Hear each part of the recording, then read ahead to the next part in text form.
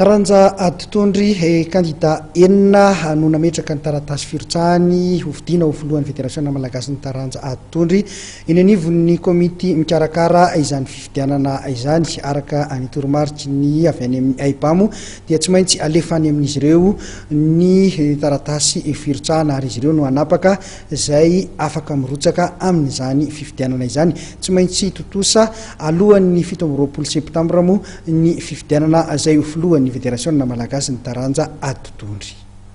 Kandida miisa enina no nametraka ny filatsahako hovidiana eny anivon'ilay komity manokana mikarakara ny fifidianana izay ho filoham-pitarika ny Federasiona Malagasy ny Taranja Adotondry.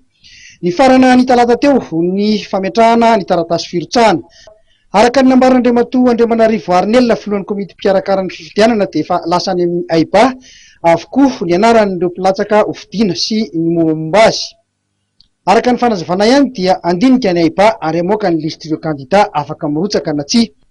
Raha ny fitsipika amin'ny fe ny firotsahako hovidiana mantsy dia misy ny fepetra napetraky ny AIBA fa olona efa nitantana izay mahafantatra tsara ny Adotondry na mpanazatra manana paripahaizana sy olona mbola tsy nisazy no tokony hitantana ny federasiona.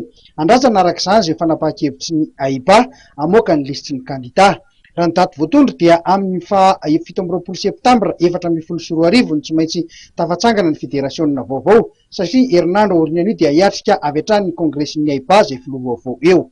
Ireto avy ary ireo kandida nametraka ny taratasy filatsahany eny anivon'ilay komity mpikarakara: Andriamatoa Andriamanampisoa GG Bernard na GG Bosco, Rabarso Hermamy, Rabela Jona, Rajosva Simon, Zafson Parfait, Rahery Mandimby Andriamasinjara.